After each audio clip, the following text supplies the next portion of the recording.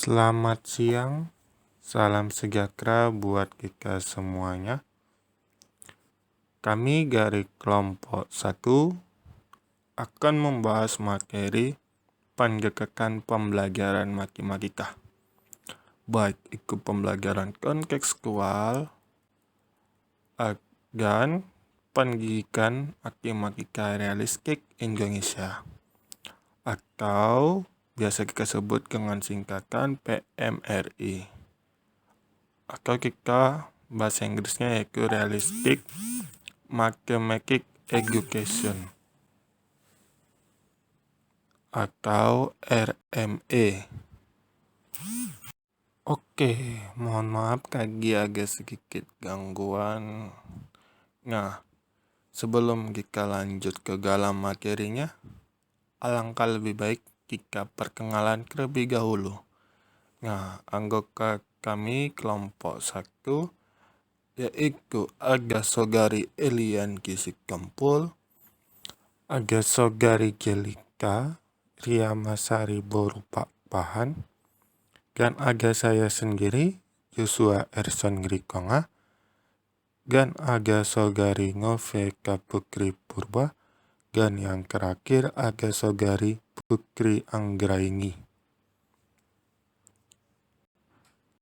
Nah, teman-teman dan Bapak sekalian, kita langsung masuk ke dalam materinya, yaitu yang pertama, pembelajaran kontekstual. Nah, di materi pembelajaran kontekstual ini, kelompok 1 akan membahas yaitu pengertian pembelajaran kontekstual, strategi pembelajaran kontekstual. Kemudian kami dari kelompok 1 akan membahas kunci dasar pembelajaran kontekstual tersebut. Kemudian kami juga akan membahas yaitu panduan untuk mengidentifikasi kualitas pembelajaran kontekstual. Dan kami juga akan membahas komponen yang diimplementasikan dalam CQL. Dan kami juga akan membahas yaitu strategi penilaian pembelajaran kontekstual. Dan yang terakhir, kami juga akan membahas yaitu kaitan pembelajaran kontekstual dengan silabus dan RPP atau rencana pembelajaran atau rencana pelaksanaan pembelajaran. Oke, tanpa berlama-lama lagi, langsung saja kita masuk ke yang pertama, yaitu pengertian pembelajaran kontekstual yang akan dijelaskan oleh Saudari Elianki. Kepada Saudari Elianki Sikumpul, dipersilahkan. Baiklah, yang pertama kita akan membahas mengenai pengertian pembelajaran kontekstual. Pembelajaran kontekstual ini diajukan pertama kali oleh John Dewey pada awal abad ke-20 yang menyatakan bahwa kurikulum dan metode mengajar berkaitan dengan pengalaman dan minat siswa. Jadi, pengertian dari pembelajaran kontekstual adalah suatu sistem pengajaran yang mengarahkan siswa untuk mengaitkan materi akademis dengan konteksnya dalam kehidupan nyata. Pembelajaran kontekstual ini memungkinkan siswa untuk memperluas, memperdalam, dan mengimplementasikan setiap materi akademis yang ia peroleh dalam proses pembelajaran di sekolah, agar dapat memecahkan masalah konkret yang ada di dalam kehidupan sehari-hari. Jadi, dalam pembelajaran kontekstual ini, guru harus mampu mengaitkan materi pembelajaran dengan situasi dunia nyata yang masuk akal bagi pemikiran siswa, sehingga untuk selanjutnya, siswa dapat memahami setiap pembelajaran dengan mudah dan menerapkannya dalam memecahkan permasalahan-permasalahan dalam kehidupan. Jadi intinya dalam pembelajaran kontekstual ini, seorang guru itu harus mengaitkan pembelajarannya dengan kehidupan nyatanya, karena dengan begini siswa dapat mengaplikasikannya dalam kehidupan dia sehari-hari. Baiklah, yang kedua kita akan membahas mengenai strategi pembelajaran kontekstual. Jadi pada bagian ini kita akan mengambil menurut para ahli. Yang pertama itu ada pendapat Blanchard. dia menyatakan bahwa strategi pembelajaran yang sesuai dengan CTL atau Contextual Teaching and Learning, yang pertama dia menyatakan bahwa menekankan pada pemecahan masalah. Jadi pada bagian ini itu siswa dituntut agar dapat menemukan suatu pemecahan masalah dari permasalahan yang akan mereka pelajari. Terus yang kedua, menyadari kebutuhan akan pengajaran dan pembelajaran yang terjadi dalam berbagai konteks kehidupan. Jadi pada saat mereka menemukan suatu pemecahan masalah dari suatu permasalahan yang akan mereka pelajari itu, mereka akan menyadari kebutuhan dari yang apa yang telah mereka pelajari tersebut. Terus yang ketiga itu ada mengajar dan mengarahkan pembelajaran siswa agar mandiri. Jadi pada saat melakukan pembelajaran tersebut, siswa dapat secara mandiri atau dapat menemukan solusi seperti itu. Lalu yang keempat, mengaitkan pengajaran pada konteks kehidupan siswa yang berbeda-beda. Yang kelima, mendorong siswa belajar bersama. Jadi pada poin yang kelima ini, mungkin siswa dapat belajar bersama itu seperti misalnya pada kelompok seperti itu. Terus yang keenam, dia menerapkan penilaian autentik. Jadi pada penerapan penilaian autentik ini, dia itu berdasarkan dari data dan informasi yang diperoleh siswa pada saat melakukan pembelajaran tersebut. Terus Adapun menurut pendapat dari University of Kingston pada tahun 2001, strategi pembelajaran yang sesuai dengan pembelajaran kontekstual, yaitu yang pertama ada pengajaran autentik, yang kedua pembelajaran berbasis, yang ketiga pembelajaran berbasis masalah, dan yang keempat pembelajaran berbasis kerja. Baik, terima kasih moderator. Selanjutnya saya akan membahas tentang kunci dasar pembelajaran kontekstual. The Northwest Regional Education Library USA mengidentifikasi ada 6 kunci dasar pembelajaran kontekstual. Yang pertama, pembelajaran bermakna. Dalam pembelajaran bermakna, pemahaman, relevansi, dan penilaian pribadi sangat terkait dengan kepentingan siswa di dalam mempelajari isi materi pembelajaran. Pembelajaran disarankan terkait dengan kehidupan nyata atau siswa mengerti manfaat isi pembelajaran jika mereka merasa berkepentingan untuk belajar demi kehidupan di masa mendatang. Yang kedua, itu tentang penerapan pengetahuan. Nah, jika siswa telah memahami apa yang dipelajari, maka siswa dapat menerapkan tuh dalam tatanan kehidupannya gitu. Nah, yang ketiga yaitu berpikir tingkat tinggi. Ketika siswa diminta untuk berpikir kritis dalam memecahkan suatu masalah, nah itu tuh namanya berpikir tingkat tinggi. Nah, yang keempat itu kurikulum berdasarkan standar, yaitu materi pembelajaran hubungan dengan suatu rentang dan beragam standar lokal atau nasional. Yang kelima, responsif terhadap budaya. Nah, responsif terhadap budaya ini guru harus memahami dan menghormati nilai-nilai, keyakinan-keyakinan, dan kebiasaan-kebiasaan siswa, sesama rekan guru dan masyarakat tempat mereka mengajar. Berbagai macam budaya mempengaruhi pembelajaran. Budaya dan hubungan antar budaya mempengaruhi cara mengajar para guru. Selanjutnya, yang keenam yaitu penilaian autentik, yaitu berbagai macam strategi penilaian digunakan untuk mengetahui hasil belajar siswa yang sesungguhnya. Nah, selanjutnya saya juga akan membahas tentang panduan untuk mengidentifikasi kualitas pembelajaran kontekstual. University of Washington mengemukakan panduan untuk mengidentifikasi dan mendeskripsikan kualitas pembelajaran kontekstual. Yang pertama yaitu penerapan pengetahuan. Penerapan pengetahuan ini apakah siswa menerapkan apa yang dipelajari kepada teman-teman dan fungsi-fungsi lain pada masa sekarang atau masa depan. Yang kedua yaitu pengalaman-pengalaman dunia nyata.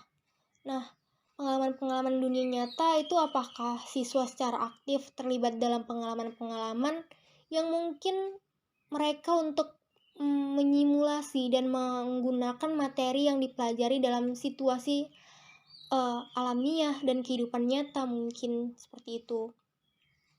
Nah, yang ketiga itu yaitu pembelajaran bermakna. Nah, pembelajaran bermakna ini seperti apakah siswa terlibat secara aktif dalam pengalaman-pengalaman dunia nyata yang memotivasi mereka untuk membangun persepsi, nilai, dan makna pribadi dengan materi yang dipelajari. Dan apakah pembelajaran di persepsi sebagai relevan dengan kehidupan mereka. Yang keempat yaitu berpikir tingkat lebih tinggi. Nah, berpikir tingkat lebih tinggi ini apakah siswa menggunakan berpikir kritis dan kreatif dalam mengumpulkan data atau memecahkan masalah. Yang kelima yaitu responsif terhadap budaya. Responsif terhadap budaya seperti apakah siswa memahami dan menghormati nilai-nilai keyakinan dan kebiasaan teman bergaul, teman sekolah dan masyarakat yang lebih luas. Selanjutnya yang keenam yaitu penilaian autentik. Apakah siswa secara aktif terlibat dalam berbagai macam teknik penilaian yang memberikan kesempatan untuk mendemonstrasikan pencapaian materi pembelajaran sesuai dengan kondisi dunia nyata.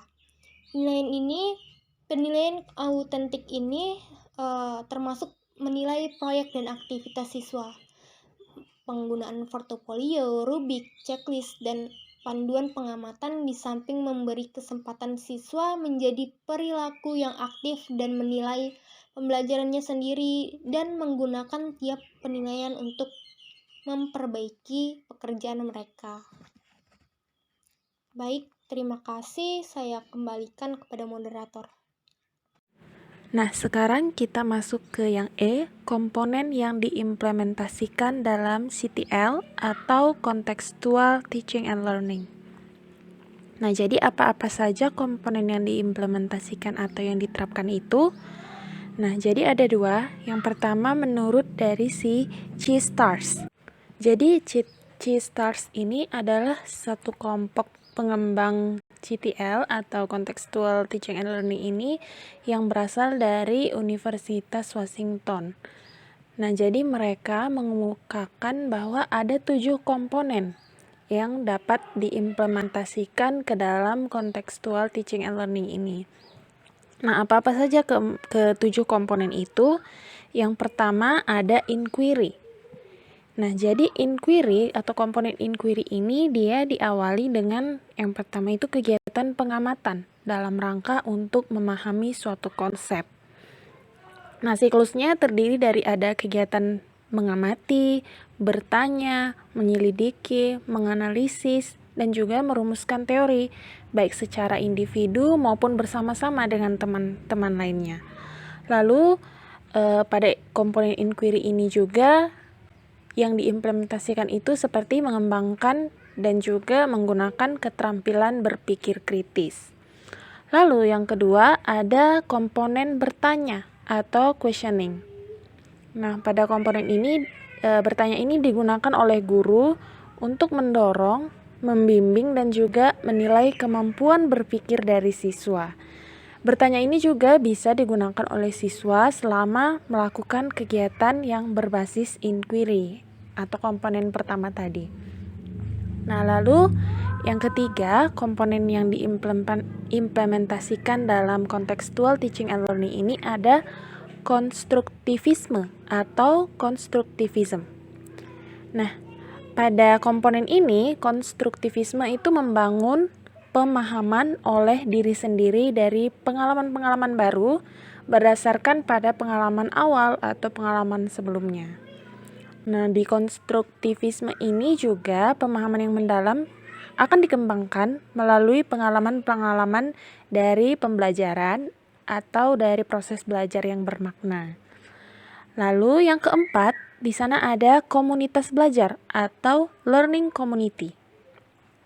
Nah, komunitas belajar ini seperti namanya komunitas, artinya di sini siswa akan berbicara dan berbagi pengalaman dengan orang lain atau dengan rekan sesamanya. Mereka akan bekerja sama dengan orang lain supaya menciptakan pembelajaran yang lebih baik dibandingkan kalau mereka bekerja secara sendiri atau individu.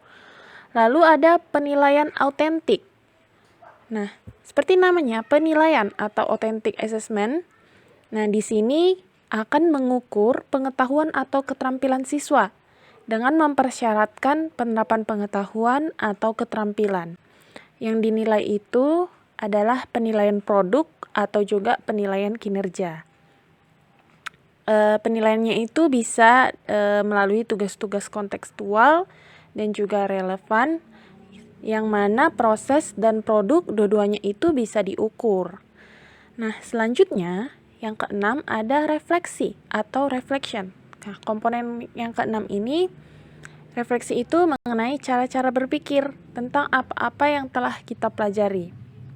Dengan nanti siswa akan mereview dan merespon kejadian, aktivitas, dan juga pengalamannya. Lalu mereka akan catat apa yang sudah mereka pelajari, apa yang sudah mereka lihat, pengalaman-pengalaman mereka, lalu bagaimana mereka merasakan ide-ide baru. Nah, refleksi ini bisa juga dalam berbagai bentuk, misalnya jurnal, diskusi, maupun hasil karya atau seni. Lalu yang terakhir yaitu pemodelan atau modeling. Nah, pada pemodelan ini dia berpikir sambil mengucapkan proses berpikir sendiri dengan mendemonstrasikan bagaimana supaya guru menginginkan para siswa untuk belajar. Nah, guru akan melakukan apa yang dia inginkan supaya siswa itu juga melakukannya. Lalu komponen yang diimplementasikan dalam contextual teaching and learning ini selain dikemukakan oleh si STARS, ada juga ahli Elaine B. Johnson yang mengemukakan apa saja komponen yang diimplementasikan dalam CTL ini, yaitu ada 8 komponen. Nah, kalau tadi ada 7 komponen, sekarang ada 8 komponen. Apa-apa saja? Yang pertama, membuat keterkaitan yang bermakna, lalu ada melakukan kerja yang bermakna, dan belajar mengatur dirinya sendiri, kolaborasi, berpikir kritis dan kreatif, pembimbingan perorangan, menggapai standar yang tinggi, serta menggunakan asesmen autentik. Nah, kalau kita perhatikan, kedua komponen ini berdasarkan C. STARS dan juga Elaine B. Johnson ini, komponen tersebut sejalan dan juga saling berkaitan oleh pengembangan dari kedua komponen itu. Kita masuk ke bagian F, strategi penilaian pembelajaran kontekstual. Nah, jadi ini maksudnya adalah strategi yang bagaimana untuk melakukan penilaian pembelajaran kontekstual ini. Nah, jadi apa strateginya? Nah, strategi atau teknik penilaian yang cocok yang akan kita lakukan pada pembelajaran kontekstual ini, dia memakai kombinasi dari beberapa teknik penilaian, seperti ada penilaian kerja atau performance assessment. Nah, seperti namanya penilaian kinerja, jadi penilaian kinerja ini atau performance itu untuk mengetes kemampuan siswa dalam mendemonstrasikan pengetahuan dan juga keterampilannya pada berbagai situasi nyata dan juga konteks tertentu. Lalu ada observasi sistematik atau systematic observation. Nah, apa itu? Nah, pada observasi sistematik atau teknik penilaian yang ini, dia menyajikan informasi tentang dampak aktivitas pembelajaran terhadap siswa. Nah, jadi pada penilaian observasi sistematik ini, semua siswa diobservasi secara berkala dan juga sering. Nah, hasil observasinya nanti akan dicatat untuk merefleksikan dan menginterpretasikan apakah petunjuk siswa sesuai dengan tujuan dan juga outcome dari pembelajaran yang sudah direncanakan oleh guru. Lalu, teknik penilaian selanjutnya yang akan dikombinasikan dalam strategi penilaian pembelajaran kontekstual ini ada ketiga, ada portofolio. Nah, portofolio ini adalah koleksi atau kumpulan dari berbagai keterampilan, ide minat, dan keberhasilan atau prestasi siswa selama jangka waktu tertentu yang memberikan gambaran perkembangan siswa setiap saat. Nah, portofolio ini sangat berguna bagi siswa dalam mengembangkan keahliannya supaya mereka bisa menilai diri sendiri. Nah, jadi pada portofolio ini siswa itu nanti akan diberikan kesempatan untuk memikirkan perkembangan dirinya sendiri melalui portofolio. Serta yang terakhir, nah penilaiannya ini tekniknya yang terakhir yaitu ada journal science atau science journal. Nah, journal science ini merupakan suatu proses refleksi di mana siswa berpikir tentang proses belajar dan juga hasilnya, lalu mereka kemudian menuliskan ide-ide, minat, dan juga pengalamannya. Nah, inilah keempat teknik penilaian itu yang akan dikombinasikan. Nah, inilah menjadi strategi penilaian dari pembelajaran kontekstual. Kemudian, yang ke G, kita masuk ke kaitan pembelajaran kontekstual dengan silabus dan juga RPP. Nah, apa sih kaitannya pembelajaran kontekstual ini atau CTL, Contextual Teaching and Learning, dengan silabus dan juga RPP? Jadi, begini, pengembangan silabus dan RPP atau rencana pelaksanaan pembelajaran. Hubungannya dengan pendekatan kontekstual sesuai dengan yang ada pada modul pengembangan silabus dan juga RPP. Nah, untuk kita melihat bahwa RPP itu menggunakan pendekatan kontekstual, maka pada komponen-komponen pembelajaran kontekstual harus tampak atau kelihatan pada kegiatan pembelajaran dan juga penilaian. Nah, semua komponen pembelajaran kontekstual tidak harus muncul, tetapi yang penting ada yang muncul. Misalnya nih, kita bisa lihat pada RPP, rencana pelaksanaan pembelajaran, contoh judul RPP-nya itu pembelajaran untuk siswa kelas 9 SMP atau MTS. Nah, lalu di dalam RPP itu nanti ada standar kompetensi, ada juga kompetensi dasar, indikator, materi pembelajaran, alat dan bahan, dan lain-lain. Nah, seperti yang tadi sudah saya katakan, kita bisa melihat dari kegiatan pembelajaran. Misalnya, di dalam RPP itu ada kegiatan pembelajaran atau langkah-langkah pembelajaran yang dibuat oleh guru, misalnya menyampaikan beberapa hal yang perlu dilakukan siswa, seperti siswa diharapkan mengerjakan tugas secara berkelompok, lalu menyelidiki masalah, lalu mengungkapkan pendapat mereka sendiri, dan mempresentasikan hasil kerja belajar mereka. Nah, proses pembelajaran ini atau persiapan yang sudah dilakukan guru ini, inilah yang disebut atau masuk dalam komponen dari contextual teaching and learning. Nah, komponen apa? Ini ada termasuk ke dalam komponen inquiry. Nah, seperti yang sudah kita bahas pada materi sebelumnya. Contoh lain apa? Misalnya di dalam RPP itu ada kegiatan pembelajaran di mana guru membagi siswa dalam kelompok yang beranggotakan 4-5 orang. Nah, ini termasuk ke dalam pemodelan pada komponen CTL. Nah, lalu ada guru membagikan lembar kerja siswa yang berisi masalah yang akan diselesaikan secara berkelompok. Nah, ini juga termasuk inquiry. Lalu ada guru memfasilitasi siswa menyampaikan logistik yang digunakan dalam memecahkan masalah. Nah, ini termasuk ke dalam komponen CTL bertanya.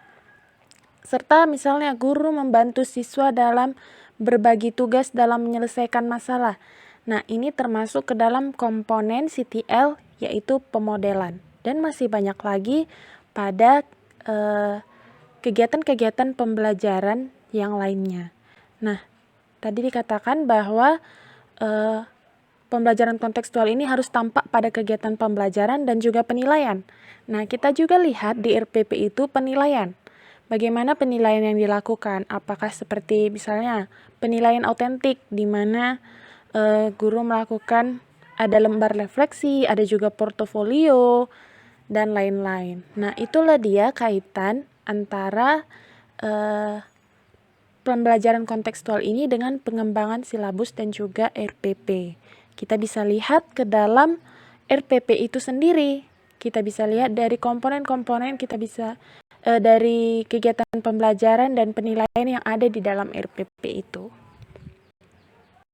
Oke, baik. Selanjutnya kita masuk ke materi yang kedua, yaitu pendidikan matematika realistik Indonesia, atau kita sebut singkatannya yaitu PMRI, atau Realistic Mathematics Education, atau singkatannya yaitu RME.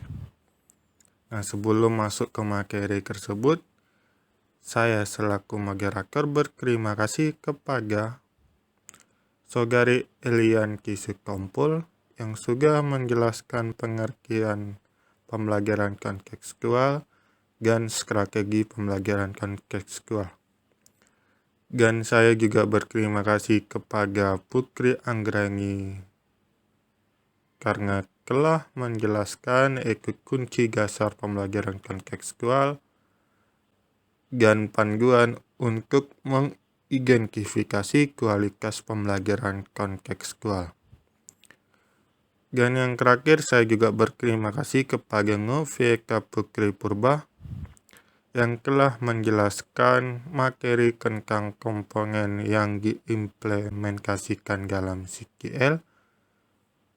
Kemudian dia juga menjelaskan strategi penilaian pembelajaran kontekstual. Dan yang terakhir, Saudari Noveka juga telah menjelaskan kaitan pembelajaran kontekstual dengan silabus dan RPP atau rencana pelaksanaan pembelajaran. Oke, selanjutnya kita masuk ke materi yang kedua, yaitu pendidikan matematika realistik Indonesia atau PMRI atau Realistic Mathematics Education atau singkatannya RME. Nah, di materi ini kita akan menjelaskan, kelompok 1 akan menjelaskan yaitu prinsip-prinsip dasar RME, kemudian materi pendekatan pendidikan matematika, kemudian prinsip PMR tersebut atau prinsip pendidikan matematika realistik tersebut. Kemudian yang selanjutnya kami akan membahas tentang karakteristik PMRI. Kemudian kami juga akan memaparkan materi langkah-langkah pembelajaran matematika realistik. Nah, hanya itu saja materi dari kelompok 1 untuk pendidikan matematika realistik Indonesia ke PMRI atau Realistic Mathematics Education. Nah, tanpa berlama-lama lagi, kita langsung masuk ke materi yang pertama, yaitu prinsip-prinsip dasar RME yang akan dijelaskan oleh anggota kelompok kami, yaitu Jelika Riamasari Borupakpahan. Kepada Jelika Riamasari Borupakpahan dipersilahkan.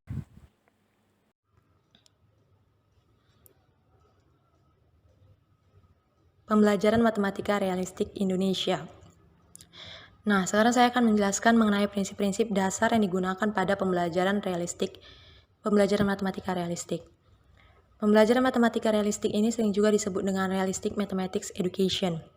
Nah, Realistic Mathematics Education ini dikembangkan oleh Freudenthal Institute, Belanda, dan koleganya Iowa oleh Freudenthal pada tahun 1977. Menurutnya, matematika itu harus dihubungkan dengan kenyataan yang berada dekat dengan peserta didik dan relevan dengan kehidupan masyarakat agar memiliki nilai manusiawi. Pandangan ini menekankan bahwa materi-materi matematika harus dapat ditransmisikan sebagai aktivitas manusia atau human activity. Nah, prinsip atau proses inilah yang dikenal dengan sebutan pematematikaan. Freudenthal Institute merumuskan 2 tipe proses pematematikaan itu menjadi 2 jenis, yakni 1 pematematikaan horizontal dan pematematikaan vertikal. pematematikaan horizontal itu atau matematisasi horizontal meliputi pengidentifikasian, perumusan, dan pemvisualisasi masalah dalam cara-cara yang berbeda, serta pentransformasian masalah dunia real ke masalah matematik. Jadi di sini siswa akan diberikan persoalan-persoalan dalam bentuk cerita yang ada di sekitaran siswa, kemudian mereka diminta untuk merubahnya ke dalam bentuk matematis. Kemudian ada pematematikaan vertikal atau matematisasi vertikal. Matematisasi vertikal ini berkaitan dengan representasi atau hubungan-hubungan dalam rumus, perbaikan dan penyesuaian model matematik. Di sini juga ada penggunaan model-model yang berbeda dan penggeneralisasian. Jadi di matematisasi vertikal ini berkaitan dengan evaluasi atau penyelesaian suatu permasalahan matematis dengan mengaitkan rumus-rumus yang ada. Baik, sekarang saya akan menjelaskan mengenai pendekatan pendidikan matematika. Jadi, berdasarkan proses pematematikaan atau matematisasi yang terdiri dari 2 tipe tadi, yakni matematisasi horizontal dan matematisasi vertikal, ada 4 pendekatan yang dapat digunakan dalam proses pembelajaran matematika. Menurut Delang, 4 pendekatan dalam pendidikan matematika tersebut adalah 1. Pendekatan mekanistik.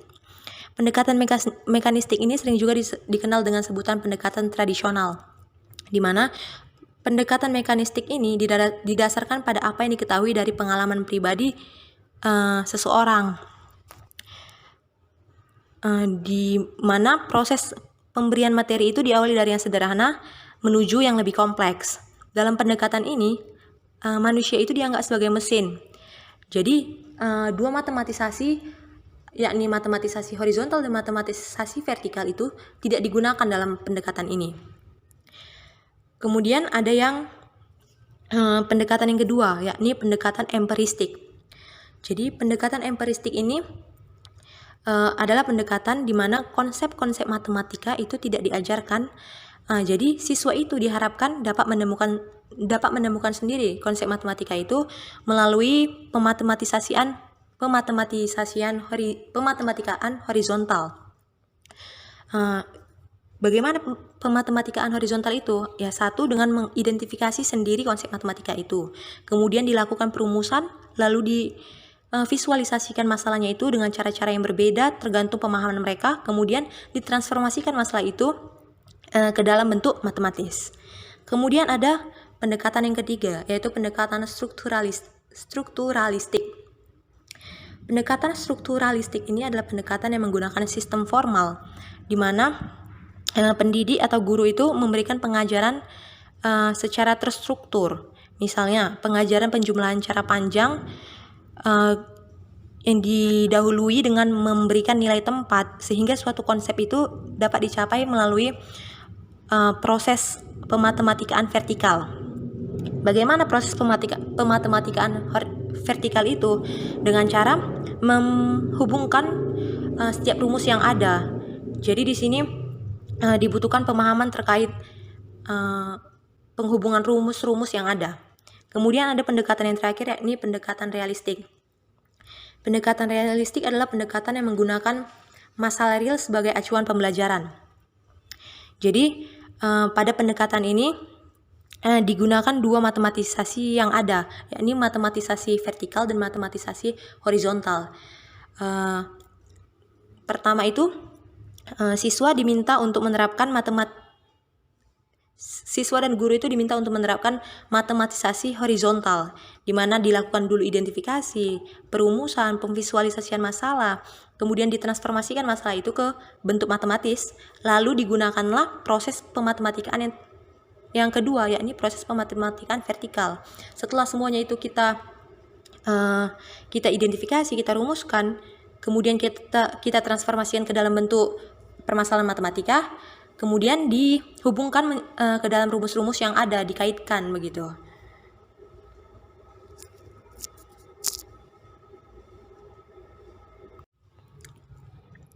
Baik, selanjutnya saya akan menjelaskan mengenai prinsip-prinsip dalam pembelajaran matematika realistik.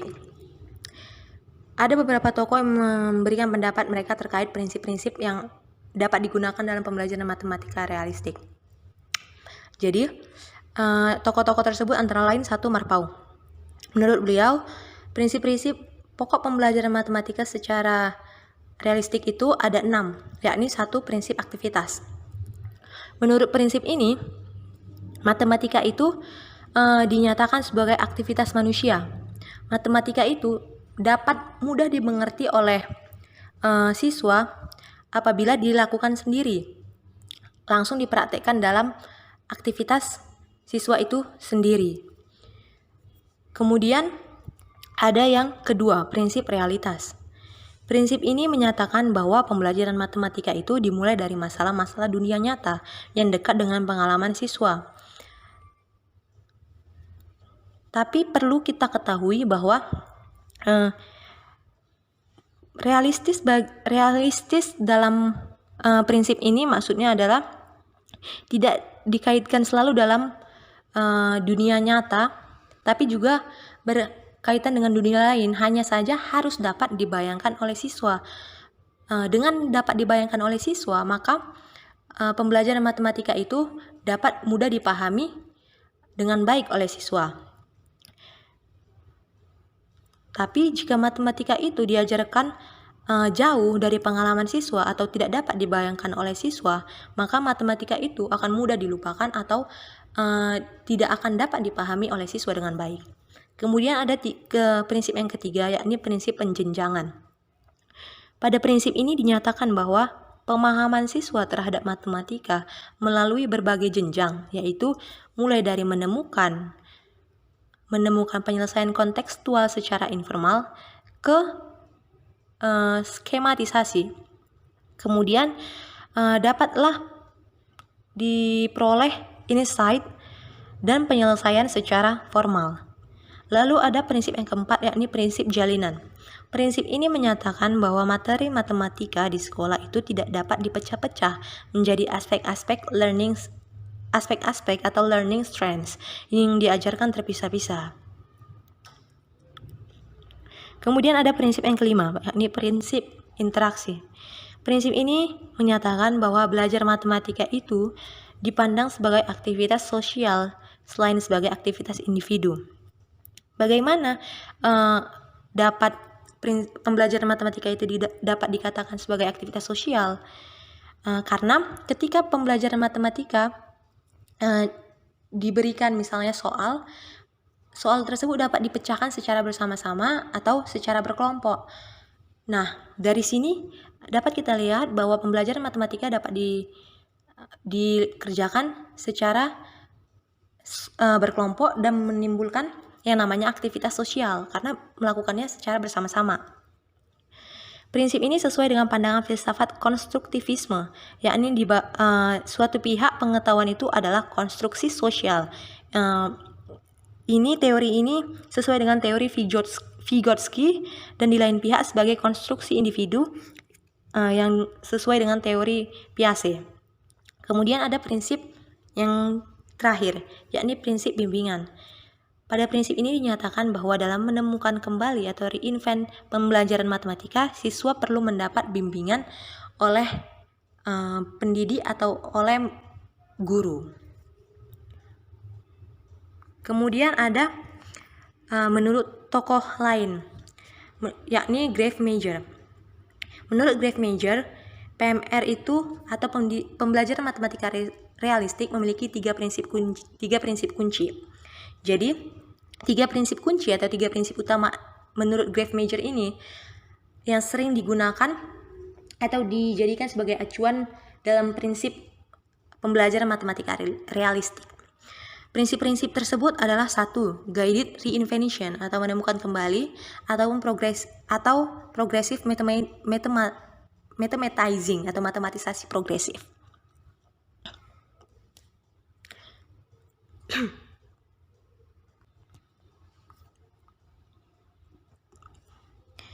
Prinsip guided reinvention ini menjelaskan bahwa siswa harus diberi kesempatan mengalami proses yang sama dengan proses yang dilalui para ahli ketika konsep-konsep matematika ditemukan. Maksudnya adalah siswa diberikan kembali kesempatan untuk memahami pembelajaran matematika itu melalui proses pematematikaan yang ada, yakni pematematikaan horizontal ataupun pematematikaan vertikal, agar dapat menemukan kembali kesimpulan terkait pembelajaran matematika yang telah diajarkan kepada mereka. Jadi di sini dititik beratkan pada penemuan kembali sebuah kesimpulan terkait pembelajaran yang telah diberikan. Kemudian ada prinsip yang kedua, yakni didactical phenomenology atau fenomena didaktik. Pada prinsip ini dijelaskan bahwa situasi yang menjadi topik matematika harus diaplikasikan untuk diselidiki berdasarkan dua alasan, yakni satu, memunculkan ragam aplikasi yang harus diantisipasi dalam pembelajaran, dan yang kedua, mempertimbangkan kesesuaian situasi dari topik sebagai hal yang berpengaruh untuk proses pembelajaran yang bergerak dari masalah nyata ke matematika formal. Lalu ada prinsip yang ketiga, yakni self-developed models atau pengembangan model sendiri. Jadi pada model ini dimunculkan dan dikembangkan sendiri, matematika itu dimunculkan dan dikembangkan sendiri oleh siswa. Fungsi prinsip ini agar siswa memiliki pemahaman sendiri terkait pembelajaran matematika tersebut, karena dengan membangun pemahaman sendiri terkait pembelajaran matematika itu, maka siswa akan dapat lebih memahami terkait konsep-konsep matematika yang ada. Pada prinsip ini, konsep matematika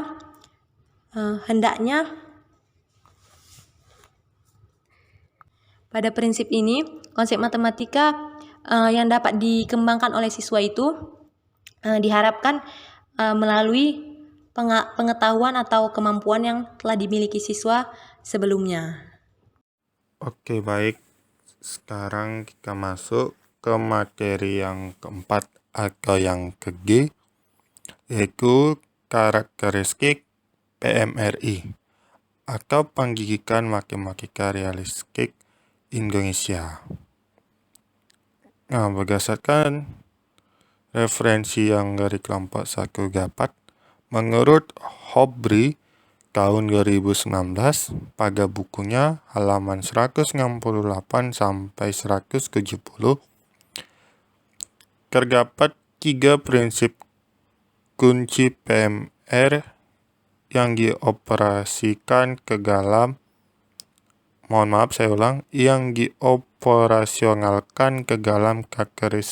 karakteristik PMRI. Nah, adapun karakteristik PMRI tersebut ada 5, yaitu sebagai berikut. Yang pertama, kita menggunakan konteks.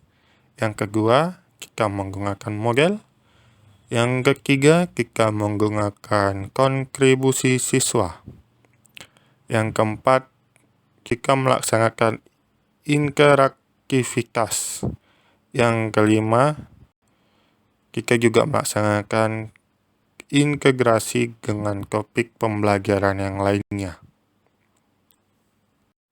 Oke, selanjutnya kita akan membahas topik yang kelima di dalam materi PMRI atau RME tersebut, yaitu langkah-langkah pembelajaran matematika realistik. Nah, apa saja sih langkah-langkah dalam kegiatan inti proses pembelajaran matematika realistik tersebut? Yaitu ada 5 langkah. Langkah yang pertama yaitu memahami masalah kontekstual. Nah, sebelum kita menjelaskan masalah kontekstual, kita harus memahami terlebih dahulu apa maksud masalah tersebut. Nah, setelah kita pahami, lalu kita masuk ke langkah yang kedua, yaitu menjelaskan masalah kontekstual tersebut. Nah, jadi setelah kita pahami, oh ternyata begini. Nah, terus kita jelaskan masalah tersebut. Nah, lalu masuk yang ketiga, yaitu langkah yang ketiga maksud saya, yaitu langsung masuk ke langkah yang ketiga, yaitu menyelesaikan masalah tersebut. Nah, setelah selesaikan, pasti beberapa murid atau siswa pasti mempunyai jawabannya masing-masing. Pasti mempunyai pendapatnya masing-masing. Nah, caranya itu kita langsung masuk ke langkah yang keempat, yaitu membandingkan dan mendiskusikan beberapa jawaban dari siswa atau mahasiswa tersebut. Nah, setelah kita bandingkan bersama-sama dan setelah kita diskusikan, maka kita dapatlah sebuah kesimpulan. Atau langkah yang kelima itu menyimpulkan jawaban atas masalah tersebut, begitu. Nah, begitulah langkah-langkah pembelajaran matematika realistik. Nah, semoga langkah-langkah ini dapat dilaksanakan oleh pengajar atau calon pendidik seperti jurusan kita ini, agar siswa atau mahasiswa yang kita ajarkan dapat memahami matematika kita berdasarkan pembelajaran matematika realistik tersebut. Oke, kita sudah sampai ke slide terakhir. Nah, terima kasih kepada Bapak dan teman-teman sekalian yang sudah menonton dan yang sudah mendengarkan paparan materi dari kelompok 1 yang sudah dijelaskan tadi. Oke, terima kasih kepada semuanya. Saya akhiri video kami atau video YouTube kami ini dengan selamat siang dan salam sejahtera dan salam sehat untuk kita semuanya. Dan jangan lupa tetap menjaga protokol kesehatan. Terima kasih dan sampai jumpa di video selanjutnya. Dadah.